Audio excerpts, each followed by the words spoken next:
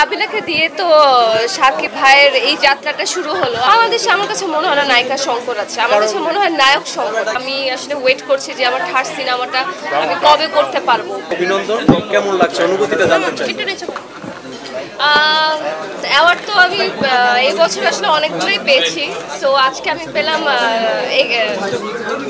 Excellence award আমার best actress হিসাবে বেঈমান নাটকের জন্য। তো আমি আসলে খুবই খুশি।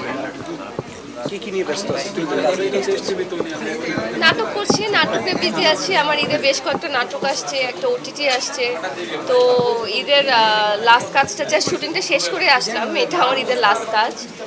নতুন একটা কাজ দেখলাম ভাবির হোটেল, দুইটা পর্ব দেখলাম, চমৎকার হচ্ছে, অনেক প্রশংসা পেয়েছেন। এটা নিয়ে যদি বলতেন ভাবির হোটেল যে নতুন যে কাজটা শিশির, ওটা আসলে শিশির ভাই নতুন কাজ না, ওই কাজটা মোটামুটি আগেই করা, খুব রিসেন্টলি রিলিজ হয়েছে। ভাবির হোটেল 1টাও আসলে একটা হিট নাটক ছিল, 2টাও একটা হিট নাটক। তো ভালোই লাগে। সিনেমা নিয়ে কোনো চিন্তা ভাবনা আছে কিনা?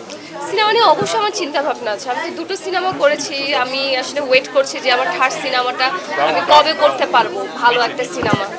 ওয়েট করছি একটা ভালো স্ক্রিপ্ট পেলেই আমি করে থাকবো, এই বছরেই করবো, হোপসো ইনশাল্লাহ।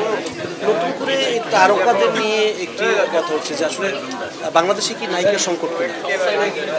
বাংলাদেশে আমার কাছে মনে হয় না নায়িকার সংকট আছে, আমার কাছে মনে হয় নায়ক সংকট। বাংলাদেশে আসলে নায়িকার সংকট নেই। বাংলাদেশে অনেক নায়িকারা আছে, হয়তো আপনারা এফডিসিতে অনেক নায়িকা আছে যেটা আপনারা হয়তো চেনেন না, বা নর্মাল মানে মানুষজন আসলে চেনে না। কিন্তু নায়কের অনেক সংকট আছে। অনেক সময় দেখছি আমরা যে আমাদের মেগাস্টার সুপারস্টার সাকিব খান, উনি নায়িকা নাটকের আমাদের সাবিলা নূর ম্যামকে নিয়েছেন, কিন্তু এর আগে কাজ করেছেন উপর বাংলার নায়িকাদেরকে নিয়ে।